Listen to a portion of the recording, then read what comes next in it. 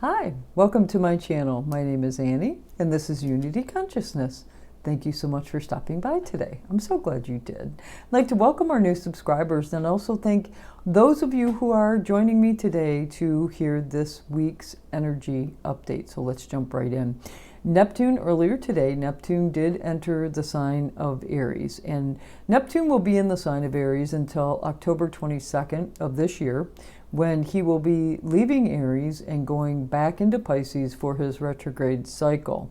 So over the course, we're getting a taste of what Neptune in Aries energy is going to be, much like we did with Pluto when Pluto went into Aquarius and taught us a little bit more about the age of Aquarius and those themes and power to the people and whatnot.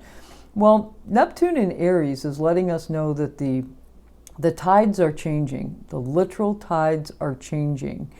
It's a new creative spiritual era where what I get is we are dissolving parts of ourselves that don't align with our true pioneering creative self.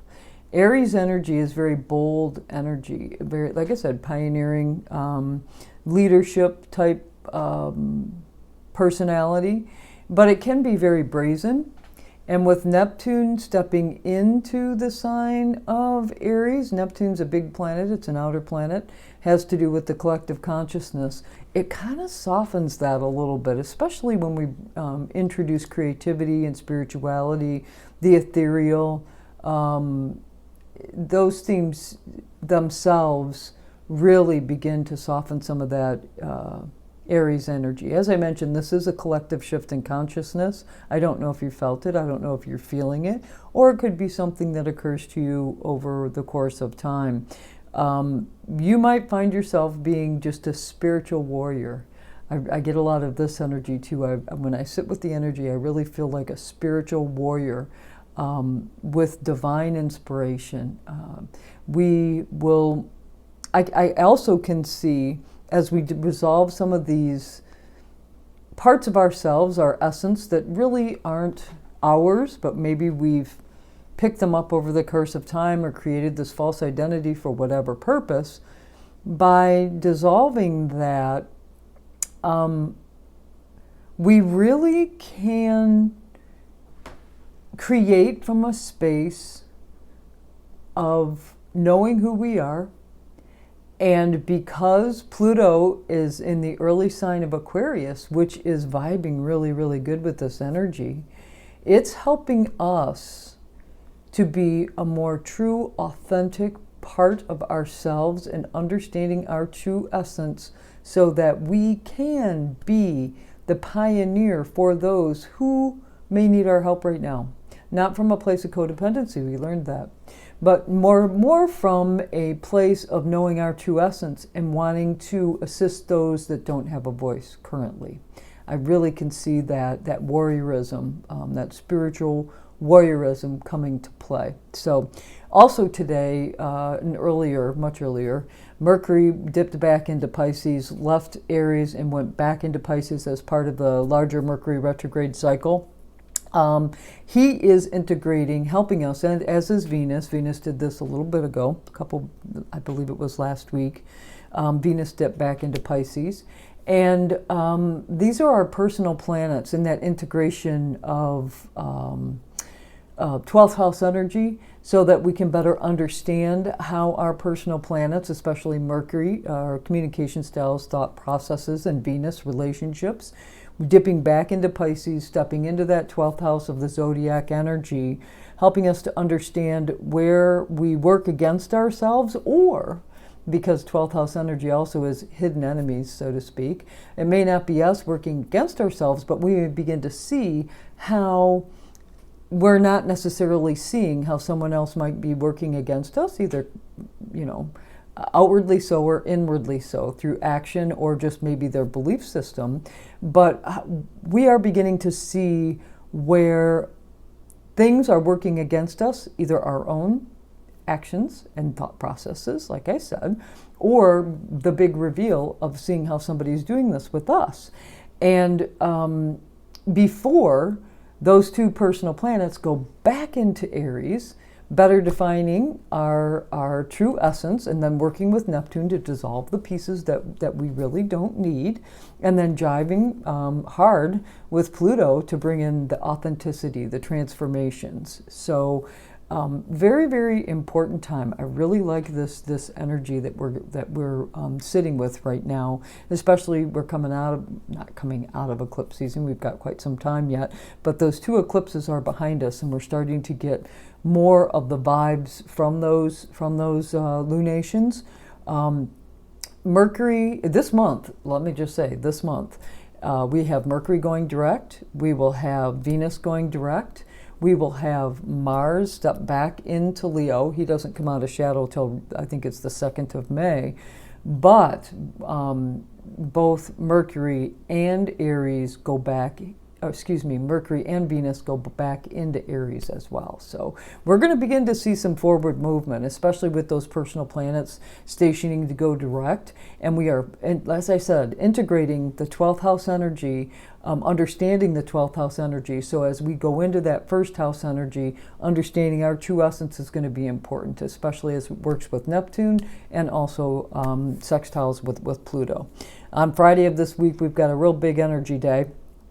Saturn is going to sextile Uranus, and this energy is really good for manifestation. I'd circle this day on your calendar, especially given this new moon, the very powerful partial lunar eclipse solar eclipse that we just went through at 9 degrees of Aries.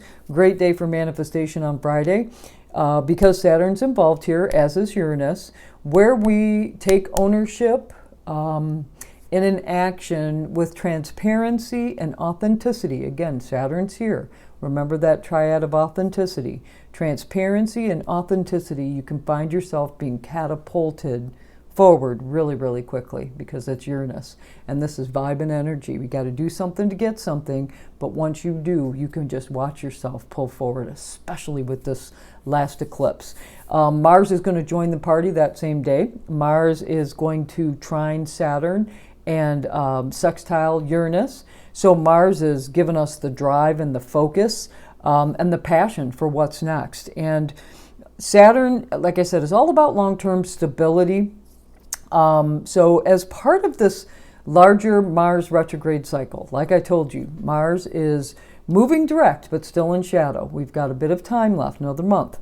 But he's integrating lessons learned. And the planets, Mars and Uranus and Saturn, have had conversations over the course of that Mars retrograde cycle. And in addition, those planets were all about heart-centered consciousness, as they are in Pisces, and while Mars was in Cancer. Mars, while in Cancer, also spoke in very tense conversation with Chiron, if you recall, and also Black Moon Lilith. That was a T-square for a while. And that helped us so we could understand generational wounding, fear of commitment, perhaps, not being seen or heard, having to substantiate our existence in relationships. And now we are beginning to take ownership of what's ours. We have shed at the time of the first eclipse, that was at 23 degrees of Virgo, and we have shed, so now it's time for the integration and beginning to attract that which is ours. That because the tide has changed, it's time to bring it in, it's time to call it in. Then on the 6th, which I believe is next next Sunday, a week from today, the Sun, which is in the sign of Aries, is going to sextile Jupiter and Gemini. Here's more of that opportunistic optimism and confidence meets curiosity. And it's stepping right to the forefront for us. Personal growth can really come in hot and strong. Just be mindful here of overconfidence, because we do have Jupiter in Gemini, and that's lower mind thought, but that Sun in Aries can be so bold. We do have Saturn. I like this because we do have Saturn that's speaking with Mars to kind of ground the energy. Just be mindful of overconfidence or overly optimistic actions that just are just too bold and maybe a little abrasive. But Neptune's there to soften it too. So I do like this energy. Then also on that same day, we will have Venus, which is retrograde, is going to join that party with Mars and Uranus and Saturn, because she is going to conjunct Saturn. She will then be trining Mars, and she will be sextiling Uranus. And all of this is going to bring love, relationships, finances, and harmony to the situation that was already going on with Mars, Saturn, and Uranus. How exciting, how wonderful, how powerful. Take ownership.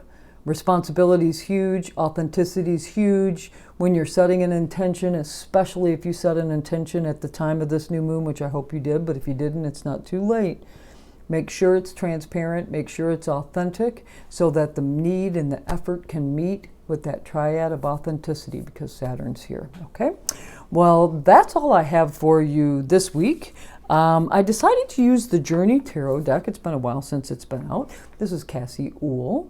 And I thought, well, we're kind of starting a new journey, so let's use this deck today.